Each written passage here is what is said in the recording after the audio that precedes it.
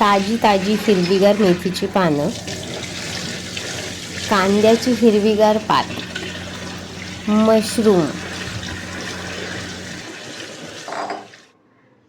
आता हा अर्धा कप रवा, बारीक रवा आहे.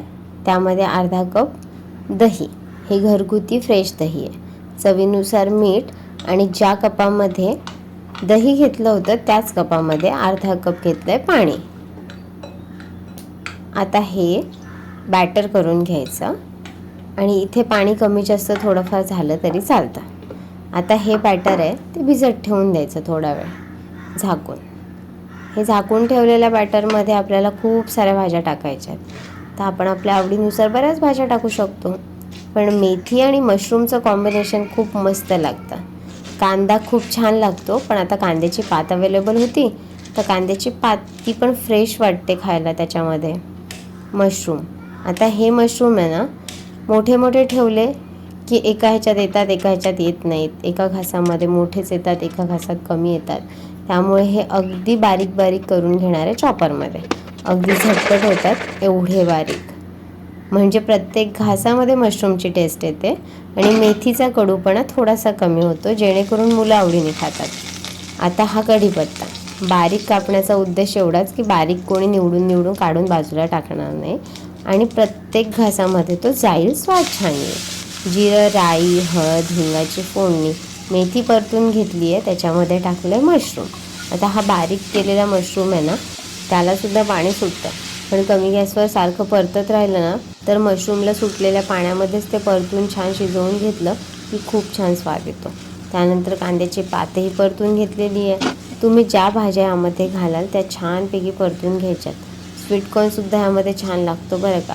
मीठ आणि आता ह्यामध्ये घातलेत पनीरचे तुकडे, अगदी बारीक बारीक बारीक बारीक करून ठेवलेत, कारण की मी जो पदार्थ बनवते आहे त्यामध्ये मला ते बारीक बारीक हवेत, म्हणून मी मोठे पीसेस ठेवले नाही आहेत. आता ह्या तयार झालेल्या सॉटे केलेल्या भाजीच्या मिक्सचरमध्ये हे जे तयार केलेलं बॅटर आहे ते टाकलं आहे. आता मला खूप सारं बॅटर नको आहे, कारण की वेगवेगळ्या प्रकारच्या भाज्या टाकून वेगवेगळ्या पद्धतीच्या टेस्टी या रेसिपीला जसं बनवू तसं बनवता येतं, म्हणून थोडं बॅटर ठेवलं आहे. आता मी जे बॅटर करून घेतलं आहे त्याचे मी अगदी अतिशय सोपा असा पदार्थ बनवणार आहे. तुम्ही एकच डोसासुद्धा बनवू शकता, पण लहान मुलांना डब्यात देण्यासाठी हा पदार्थ अगदी मस्त आहे. आणि तो असा छोटा छोटा करून दिला ना तव्यावरती की त्यांना छोटे छोटे पॅनकेक म्हणा किंवा छोटे छोटे डोसा टाईपमध्ये खायला खूप आवडतात. या छोट्या मुलांना सगळ्या छोट्या छोट्या गोष्टींचं का अट्रॅक्शन असतं माहिती नाही आहे, पण हां ते खूप आवडीने खातात. हे आदू तर खूपच आवडीने खाते आणि असे छोटे छोटे खाण्याच्या नादात खूप खातात, पोटभर खातात, मनसोक्त खातात. आपल्याला मागे मागे घेऊन फिरायला लागत नाही, ते स्वतःहून येऊन त्याच्या मागे पळतात आणि खातात.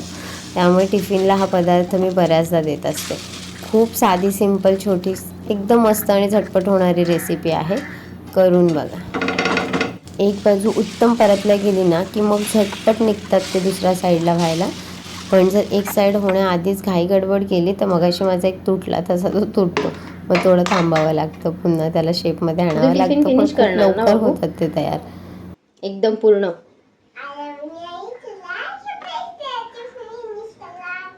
सरप्राईज देणार मला फिनिश केल्याचं? बरं चालेल. ही रेसिपी आवडली असेल तर लाईक करा, शेअर करा, चॅनलला सबस्क्राईब करा आणि अजून अशा छोट्या मोठ्या छानशा पटकन होणाऱ्या रेसिपीसाठी टिफिन नावाची प्लेलिस्ट नक्की चेक करा. बाय.